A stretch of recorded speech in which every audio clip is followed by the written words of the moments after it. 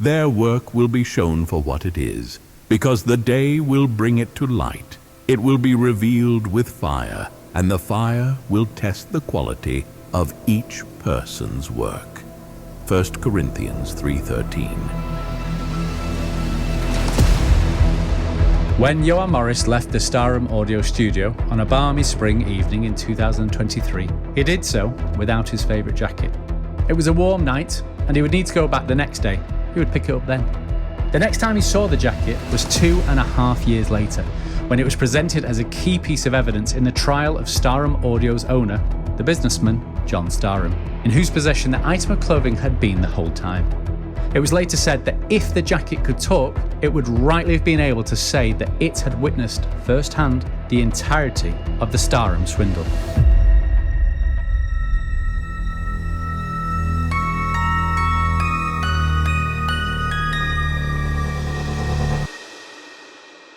Early that same day, Johan Morris had been recording the latest episode of The Recommender, his hugely successful podcast with Geoff Roberts.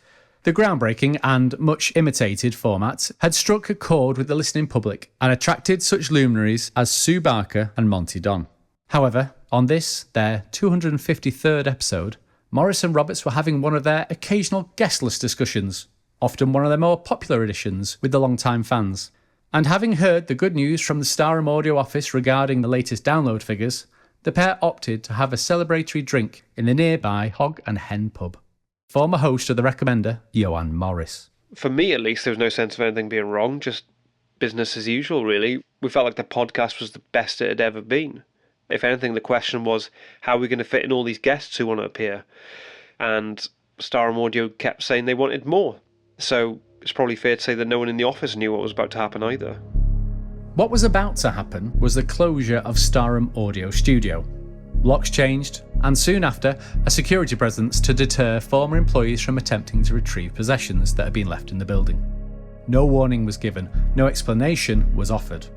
Overnight, one of the UK's fastest growing podcast production companies was no more, along with the entire slate of output, including sports magazine show Banterball, topical sketch show The News at When, and most shockingly of all, The Recommender. I remember phoning Geoff straight away, but he didn't answer, so I phoned his wife and I told her to wake him up. And I'll be honest, the first thing I thought about was my jacket, which people always find funny, but I'd gone there that morning to pick it up, and I remember it was pretty overcast and a bit chilly, and I thought, oh, I'll be alright with a t-shirt because I'm getting my jacket from the studio. And then when I couldn't, it quickly became obvious that there was something really wrong. Former co-host of The Recommender, Geoff Roberts. Honestly, I thought it was some sort of office admin thing that we hadn't been told about, training or something. We weren't recording that day, so there was no reason to tell us. Obviously, Johan was upset about the jacket, so I had to calm him down, reassure him that he would get it back, but as the day went on, I was starting to think that if he did get it back, it might not be for a long time. Roberts was correct in his assessment. Only one person ever re-entered the building before it was set ablaze and burned to the ground 3 months later. That same person retrieved Morris's jacket, but that person was not John Staram. Little is known of John Staram's childhood. He seldom talked about his family, and those that knew him well assumed his upbringing had been so terrible that he didn't wish to talk about it, or perhaps so incident-free that it wasn't worth talking about, or possibly somewhere in between. He attended university, then began his career in a series of lower positions within various companies, gradually progressing to higher paid roles once he had gained more expertise and experience. Eventually, he formed the first company that bore his own name. When that failed, he started another company, then another one, then another, each in a new field. With an eye for the next big thing, in 2018, John Staram correctly predicted that podcasts were about to become a very popular medium, and thus Staram Audio was born. The land on which the studio stood already belonged to Staram, who'd bought the office for his first company and continued to adapt the premises for each subsequent endeavour. Insurance records state that Staram spared no expense in converting rooms to world-class recording environments, with bespoke acoustic treatment, a Neve recording console purchased from Abbey Road, and a selection of vintage radio microphones. My memory is of a couple of USB mics plugged into a laptop and some phone panels on the wall. and that's what I said in court. Evidence provided by Morris, Roberts and others suggests that Staram's claim that his studio was a state-of-the-art podcasting mecca was wide of the mark. Nevertheless, Staram's sales pitch proved highly successful, attracting a host of the medium's freshest stars to his newly founded platform, with the promise of almost complete creative control and a healthy paycheck slightly above minimum wage. One thing I will say is that John had an unbelievable eye for talent. He could just sense who was about to break through or who might form a good partnership. I think a lot of people still don't realise that Geoff and I didn't actually know each other before The Recommender. We knew of each other in the podcast space, but when John put us together, it was instant chemistry. We didn't even have a format at the time, it was just like, you two come up with something, and we did. And I should also say that we never met John before starting the show. We were just dealing with office staff and they'd say, oh, John wants this or that. And because we knew he was the big boss man, we went along with it. Yeah, just the way people talked about him, there was a sense that his word was gospel. He was a man who got his own way, like total respect. But not everyone was so fortunate. John Staram also split up a number of pre-existing partnerships, believing one or the other presenter to be the superior option. Entertainment podcasters Nick and Rick found their friendship permanently tainted when Staram signed Nick Wilson, but not Rick Howe, to a spot on his podcast roster. Howe left podcasting and is now a trainee accountant. When asked if he would contribute to the Staram Swindle, he replied, I've tried to put that part of my life behind me, but I do get some gratification in seeing the trouble John Staram has been in lately. Perhaps one day the universe will see fit to punish Nick in the same way. As to your question, no thanks. And I would prefer if my name wasn't mentioned at all. Similar tales are the case across all of John Staram's businesses. People mixed and matched at his behest, sometimes successfully, but equally leaving a trail of tattered relationships and seething resentment in his wake. We know now that Staram shut down Staram Audio after falling out with one of its main advertisers, Supple Supplements, who produce a range of products aimed at postmenopausal women. Seeing the potential in a new venture, Staram tried to convince one of the company's founders to jump ship and join a new project that would be aimed at a younger male demographic. The gambit was unsuccessful, and Supple Supplements responded by pulling all of its ads, representing a 15% drop in revenue and consequently making Staram Audio a loss-making operation. The world of supplements still called, but for that door to open, another would have to close. And secretly, in his brain, John Staram set the end date for Staram Audio. Then, in the weeks between the closure of the studio and its fiery demise, a conversation at a networking event changed everything. The initial plan, to once again remodel the building into a base of operations and warehouse for the tentatively named Staram Supplements, was dismissed. The land, it turned out, had far greater value, and the ceaseless appetite from the local council for more student accommodation and retail space determined Staram's new course of action. The value of the property and its contents were vastly overestimated, just as Staram intended, and with a large lump sum required to begin work on other projects that would follow, the building that had been home to every Staram-branded business to that point would need to be sacrificed. When I started to get to know John, which wasn't really until we started to work together on the new Recommender, he would sometimes joke that he had friends in low places. So I can't say I was entirely surprised to find out he hired someone to burn the place down. For legal reasons, we're unable to name the person responsible for the act of setting Staram Audio Studio on fire. Though he was convicted of the crime, the sentence was suspended in return for information regarding John Staram's illicit activities. This person also confessed to other acts of vandalism, property damage, and intimidation on behalf of Staram over a period of several years. One criminal act, which he was not charged for, despite a confession, was theft, namely the theft of a beloved black canvas jacket belonging to Johan Morris. In court, he described the unexpected chill of the evening air that summer night in 2023, and how he noticed the jacket draped over the back of the chair as he was filling the waste paper baskets with newspaper and lighter fluid. In a police interview, he said, "The jacket looked tailored but not stiff, informal but not casual, a great all-rounder. Rosher John Rosher did some nice stuff with Debenhams. It's a shame all those shops closed." As the perpetrator disappeared into the night, warmed by the flames and the stolen jacket's mid-weight canvas material, he sent John Staram a text informing him the job had been done. The two men met briefly the next day to exchange the second half of the arranged payment. The arsonist boasted about his new jacket, and a furious John Staram demanded he hand it over. which he reluctantly did after receiving a further £50 cash. Ironically, the same amount Johan Morris had paid Debenhams in the first place. Staram took the jacket home, stashed it in his airing cupboard, and forgot about it, little realising the role it would play in his future. From the ashes of Staram Audio Studio would come the new Recommender, Omega Body Fuel, and Staram House, and then the arrest of John Staram.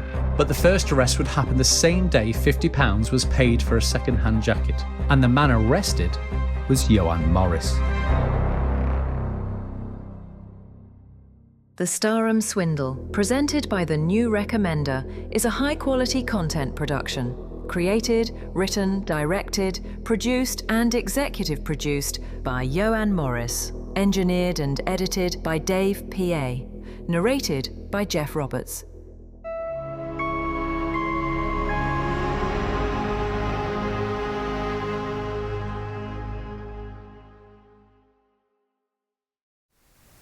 If I tell a righteous person that they will surely live, but then they trust in their righteousness and do evil, none of the righteous things that person has done will be remembered. They will die for the evil they have done. Ezekiel 33:13. As Johan Morris sat alone in a jail cell, accused of a crime he didn't commit, he considered the worst-case scenario, that he may never again be able to podcast. But this thought was quickly repelled and superseded by another. I said to myself, no, I will never let my audience down. He vowed to clear his name, to continue podcasting, and to discover who was responsible for burning down the Staram Audio Studio and bring them to justice. The first two took a week, the third took years, and this is how it happened.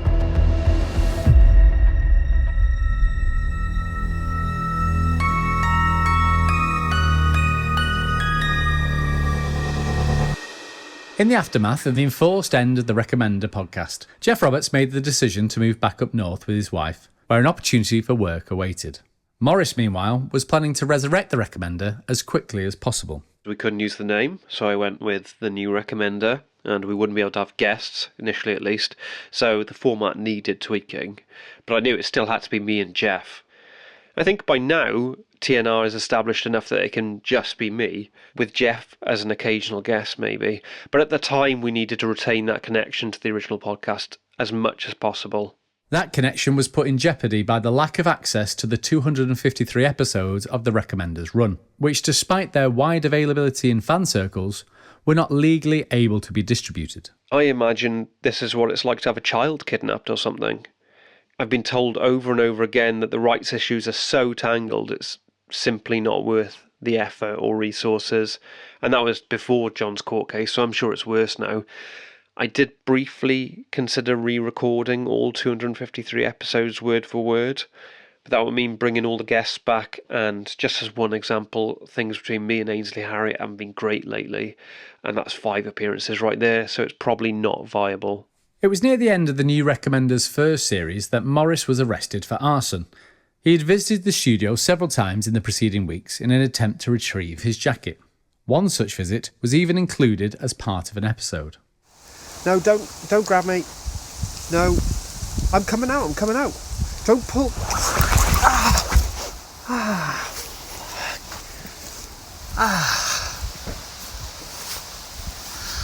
Dislocated my shoulder. I dislocated my shoulder. That's true, I had that run-in with the security guard, and at the time I was sure he'd stolen my jacket because when I looked into the kitchenette window, it wasn't in its usual spot. But history has shown that I was mistaken, and that it was taken the night the studio was set on fire.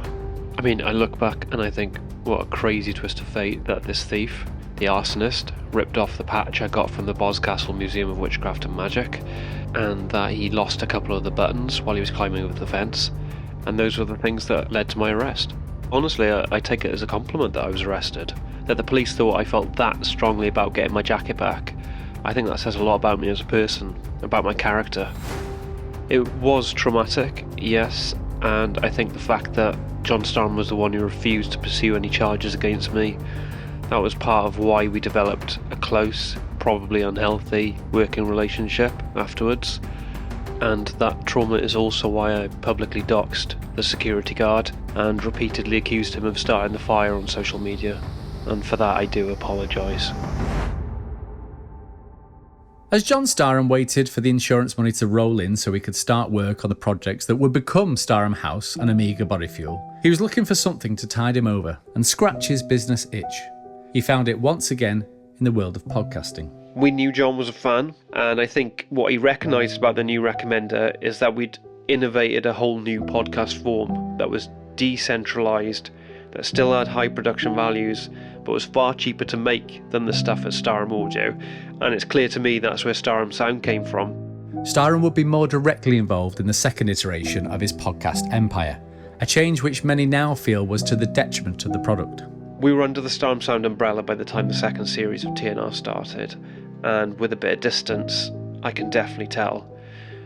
I think John was bored, basically. He was waiting for the money to come in that he needed to start his other projects, so he wanted to be involved in something in the meantime, and that meant he had a lot of creative input into what we were doing. There was the editorial aspect, but there was also the advertising stuff and the crossovers and all that. We were open to it because we trusted John's instincts, but it wasn't popular with our listeners, and the people who were making the other shows for Staram Sound clearly didn't like it either. By the end of 2024, the new Recommender was the lone podcast being produced by Staram Sound. When asked about her time working with John Staram, Susan Sheridan of Susan Sheridan's Serial Slayers said, "It was the biggest regret of my professional career. A toxic mix of continual interference in the creative process and diminishing interest in the outcome. The final straw was when he tried to get me to appear on this other show, where this arrogant clown had openly said he disliked my work." A more significant oversight came in the form of the Staram Sound app. Outsourced to the cheapest available designers, its security flaws allowed customers' financial information to be compromised, in some cases resulting in the theft of large sums of money. I'm not saying John was in cahoots with these people. I'm not saying that, but it wouldn't shock me. Due to the deployment of non-disclosure agreements, we are unable to discuss this matter further, but its effects are still being felt by those who were asked to advertise and endorse the app on their podcasts. The question may fairly be asked then, why Morris, despite unhappiness with the creative and business direction of the new Recommender and the reputational damage wrought by the Staram Sound app, continued to trust that John Staram was working in her best interests. Yeah, I think about that a lot. It's a personality flaw of mine, that I'm too trusting. I know that.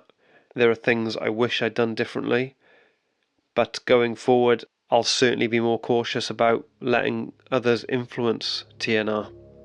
As revealed during John Staram's court case, the insurance payout for the studio fire was received the same day that he posted the message "full steam ahead" on LinkedIn, and within weeks, Staram House had been announced. Staram never obtained the proper permission for the building. There were handshake assurances and verbal agreements from the relevant parties, but no official paperwork was ever completed. Staram simply announced that the work had begun and started building. Several press articles were published about the project, which Staram believed, rightly as it turned out, would convince those in positions of authority that the correct procedures had been followed, if not by them, then by some other department. It was in this purgatory of bureaucracy that Staram thrived. Even the most ardent of opponents would concede his powers of persuasion were legendary. Lots of people have come out and said they were conned by him, but I don't know if it's a con, if John Staram believes it himself, you know. I never got a tiny shred of doubt from him, with all the stuff he was involved with. I think that was the real trick. During the court case, a prosecutioner described Staram as a master of deception. One victim of such deception was Geoff Roberts, whose tray-baked business, Tray of Sunshine, was trampled under the tyres of Staram's ego, then crushed by a collapsing house of cards made of cement when Staram's empire fell. Or, to put it more literally, Roberts' shop/cafe on the ground floor of Staram House was buried when the building was demolished. Erected illegally, flattened illegally. The legacy of a dream that became a nightmare. That will forever be the Staram House legacy. That was the best part of a year of my life invested in that place. I lived and breathed it. I actually did live there. And somehow it ended up okay. Because there's lots of ways where it doesn't. So all I can do is be thankful that I'm here, I'm happy, and I don't feel like I ever need to talk about it again. While Roberts is keen to move on, The makers of this podcast would like to alert listeners to the most recent series of The New Recommender, in which Roberts' personal journey can be experienced on an episode-by-episode basis. The time has now come to answer the question of John Staram's arrest, and in order to answer that, we must ask a question. And that question is, how did it happen? The short answer is Omega body fuel. The long answer is that John Staram had, for the first time in his career, been a victim of a con. For once, he had chosen not to brand a company with his own name, feeling that Staram supplements did not convey the requisite masculine energy to make the product appealing to its target demographic. And so the name Omega Body Fuel was chosen. This change in approach was also marked elsewhere in the process. Whereas Staram had initially intended to build the company from the ground up, in this instance he employed what he felt was a more efficient and potentially lucrative method, commissioning a dedicated manufacturer to produce a custom recipe, which he would then repackage and sell at a large markup. A warehouse was rented in which to store the product, and sales would be direct to consumer only. Success was immediate thanks to running and bodybuilding influencers who spoke highly of this new, game-changing product. But when Omega Body Fuel spread beyond these communities, issues emerged. It turned out that certain ingredients that were beneficial to those who exercise regularly could be dangerous, even life-threatening, to consumers with sedentary lifestyles. I almost objected to that when I was suing for compensation, but the guys at Klaus Carver & Co. convinced me that even if my own negative experience was in spite of me being a really active and fit person, for lots of other lazy people, this stuff was poison. Morris has since clarified that in calling Omega Body Fuel poison, he was referring to it having poison-like effects on certain consumers. For me, it was the ultramarathon I was doing, and Omega Body Fuel was my diet at the time, and then I nearly died because of it. So yeah, I said something, of course I did, but what I didn't know was that it was widespread, not necessarily being in hospital, but people getting sick, having these bad reactions to it, and this was something they'd had evidence of for months. Indeed, complaints have been filling the info@omegabodyfuel.com inbox by their hundreds, but not one was answered. And it was only when stories began to trickle out into the press that John Staram took notice. The day-to-day operations of the company were handled by one man, the same man who burned down Staram Audio Studio, referred to henceforth as Mr. X. Mr. X had expressed an intention to take on legitimate employment, and John Staram wished to reward him with some, so he gave Mr. X the job of manning the Omega Body Fuel warehouse. It was said that Mr. X performed his role very well, with one exception. He only ever checked the sales at Omega Body Fuel email account. Had info@Omega Body Fuel been checked, ever, John Staram might still be a free man. But once the press stories came out, it was too late. The following text message exchange explains what happened next. John Staram. Why didn't you tell me about this? Mr. X. I've never seen any of this. Is it definitely real? John Staram. Yes, it's definitely real. I've had the tabloids on my ass all day. You need to fix this. Mr. X. How? John Staram. I don't care, just get it done. Mr. X later told the police that he believed the term "get it done" was code for set it on fire, which is what he did to the Omega Body Fuel warehouse later that same day. This time in a well-lit and CCTV-protected industrial estate. Mr. X was arrested within hours, and within a day he was linked to the Staram Audio Studio fire. His likeness recalled from witness statements, despite the absence of a distinctive jacket. Had John Staram's attention not been divided, he may have given Mr. X the proper advice for dealing with customer complaints. Then Mr. X wouldn't have started the fire, been arrested, and when offered a reduced sentence in return for information, agreed to it immediately. But it was and he didn't, but he did and he was and he did. As John Staram finished a bottle of a competing brand's meal drink, he sat on his sofa, laptop on his lap, putting together the final touches for that weekend's grand opening of Tray of Sunshine, the first completed retail space in Staram House. I was on my way over. John was going to crack open this bottle of whiskey that he'd been saving for a special occasion. But when I got there, I saw these police cars driving away in the distance, and I don't know, I somehow just had this feeling that John was in the back of one of them. And then I knocked on his front door for about 10 minutes, and he didn't answer. So at that point, I assumed I was right. The next time Roberts saw him was when his charges were being read. The moment had arrived. It was the trial of John Staram. The Staram Swindle, presented by the New Recommender, is a high-quality content production.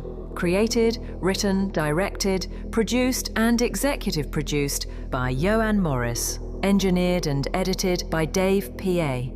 Narrated by Geoff Roberts.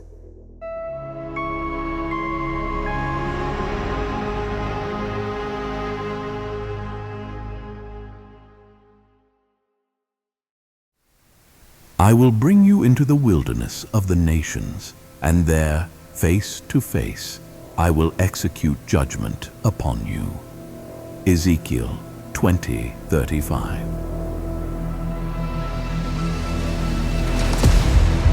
When the day of judgment arrived, it was not God who would deliver the verdict, but rather juror number 8, a small elderly man who claimed he had never heard of John Staram, nor to have listened to either of the Recommender brand podcasts with which Staram was most widely associated. It was a warm day, too hot, some said, to be cooped up in an old court building with no air conditioning. Would the heat affect their decision, make them rush through their deliberation? The lawyers and witnesses had done all their telling by this point. Now, only time would tell.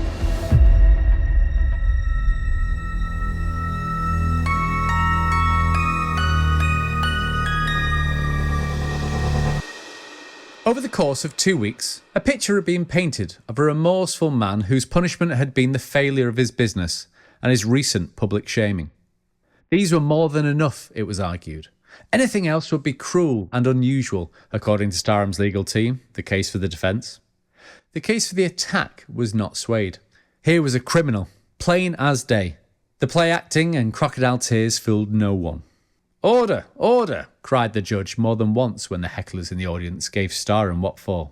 "What a load of bollocks!" exclaimed one man when Staram tearfully recounted a disappointing family holiday. Despite multiple previous warnings, Joanne Morris was unable to contain himself, and the use of the word bollocks was the final straw for the judge, who barred him from attending the rest of the proceedings as a punter. Morris had given his evidence a week earlier, in a memorably forthright and passionate stint in the witness box. He spoke of John Staram, first as a mysterious godlike figure, then as a stepfather and mentor, then finally as the kind of man who would have an affair with his own brother's wife. The cracks, Morris said, had begun to appear when he was unable to stay at Staram's Greek villa the previous summer. Another invitation had been expected, but never offered, and his repeated discussion of the villa and how nice it looked and how much Geoff Roberts had enjoyed staying there were met with what Morris described as a withering smile. The disastrous New Recommender live tour could not possibly be blamed on John Staram, argued the defence, since he was not financially involved. This was precisely why John Staram should be blamed, argued Morris. As the man ultimately responsible for the podcast's well-being, it was Staram's duty to provide the minimum level of parental care. The defence replied that no such terms exist in UK law, and the judge agreed. Also, it had nothing to do with the charges. Fair enough, said Morris. And what of the charges? Although he was profoundly angry and disappointed, and felt a, quote, near-death experience had been Staram's fault, Morris had to concede that he'd never witnessed the kind of acts that Staram had been accused of. The defence rested well that night, knowing that if the prosecution's star name was seen to be dithering, the jury could be turned in their favour. But the prosecutioners had a plan. The next morning, they presented a key piece of evidence for the first time: the jacket. Morris wept, and the court was adjourned to give the witness time to collect himself. The defence was furious, but it was their own fault. This was what connected Staram to Mr. X and the Staram audio studio fire, and it was a portion of the trial for which they were prepared. But they had failed to make the connection to Morris. As one commentator later put it, they should have listened to the New Recommender. The jacket had been recovered from John Staram's flat soon after his arrest, along with burner phones, financial records, and several high-value objects which were being used in order to blackmail members of local authorities. However, with injunctions placed on the names of those people, preventing the press from reporting the specifics, it was the jacket that stole the headlines. Whatever goodwill Morris still had for Staram disappeared in an instant. If a man he considered a friend could do this to him, who knows what else he was capable of? The defence scrambled for a response. In desperation, they asked Morris to try on the jacket to make sure it was definitely his. This proved to be a fatal mistake. There were gasps from the public gallery as Morris effortlessly slipped the jacket over his shoulders. It was as though he was embracing an old lover. "Order! Order!" came the cry once more as the whispers grew louder. Morris confirmed it was an off-the-peg, unaltered item of clothing. 1 in a million, he said, and he would have said more, but the defence could see that this was not going their way. They did not rest well that night. Then it was the turn of Geoff Roberts. He'd always been a keeper of records, a writer of journals, a maker of lists. Now was his time to shine. Step by step, Roberts elucidated Staram's involvement in Tray of Sunshine. Emails, text messages, voice memos, all were backed up and meticulously organised. The defence tried to claim that Roberts' separation from his wife had compromised his emotional state. Roberts agreed, but it had not compromised the fastidiousness of his record keeping. Nothing could. After that came 3 weeks of evidence from insurance companies, former business associates, disgruntled ex-staff members, and the demolition company who carried out the implosion of Staram House. Then there was John Staram's own confession of wrongdoing as he finally broke from the weight of the case against him. There are those who claim that it was these that convinced the jury of Staram's guilt, but there are others who see the truth as more than just a collection of facts and recognise that a larger, more profound narrative of right and wrong exists. It is in this realm that Morris and Roberts' contributions lie. Their joint recommendation that Staram be found guilty was the tipping point of the trial. And that is the truth. Tonight at 10, the businessman John Staram has been sentenced to a minimum of 7 years in prison. At the conclusion of the month-long trial in Cardiff, Judge Marcus... The jury spent only 2 hours deliberating. No more was required. Jury number 8 confirmed a unanimous decision. The Staram Swindle was over. I think it's still too soon for me to put in any sort of proper context. And also, just generally, I'm trying to be more present in my life. That's something our marriage counsellor suggested. To stop holding on to bad memories. To stop using them as an excuse. John got the punishment he deserved, so I can't be bitter about that. And it's not like there's plenty of other people who weren't fooled by him. Yeah, I'm sad about Tray of Sunshine, and I love doing the podcast for Johan, but I don't have any regrets. It still keeps me up at night, to be honest. Mostly that I allowed the podcast to be compromised. That is never happening again. And we were successful in suing Omega Body Fuel, so that's something.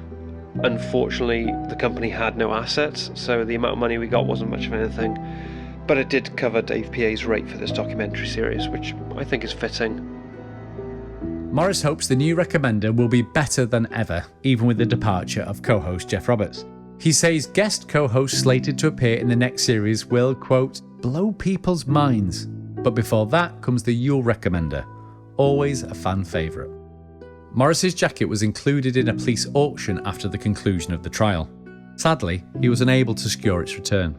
I was outbid, that's what it comes down to. If I'd had a bit more money from Omega Body Fuel, maybe that would have helped. But honestly, the prices these true crime freaks pay for this kind of thing is obscene. I don't know why it wasn't returned to me directly. I don't know how these things work legally, but real life doesn't always have happy endings. We don't know who it was for certain, but I've heard through the grapevine that Susan Sheridan was the one who bought it. She's just announced a new podcast about white-collar crime called Susan Sheridan's Serial Players. And apparently Spotify is paying for a touring exhibition to promote it. And the jacket's going to be included. Yeah, I've heard that, and I would expect nothing less from her. That tells you everything you need to know. The Staram Swindle, a poem by Johan Morris. For some there was no doubt in mind. Good old John, so nice, so kind. His business instinct, oh so strong. A man like that could do no wrong. Bend the rules, well yes he might. But it's tough out there, a tough old fight. Don't ask me where to draw the line. I assume it's legal, I assume it's fine. Nino, knock, knock, knock. John, it's the coppers, we're gonna break the lock. Handcuffs, questions, he didn't get bail. By the sounds of it, he's off to jail. I knew it all along, I did. But you didn't say anything. did you, kid? We all got fooled, let's be clear. We all lost money, all shed a tear. But despite the crimes, the lies, the swindle, our faith in mankind mustn't dwindle. Let's move forward, forget the pain, demolish, burn down, start again. In 10 years' time we'll talk about the past, and John Staram, no, he won't last. The memories that flood back fast will be of times we shared on our podcast. The Staram Swindle, presented by the New Recommender, is a high-quality content production. Created, written, directed, produced and executive produced by Joanne Morris. Engineered and edited by Dave P.A. Narrated by Geoff Roberts.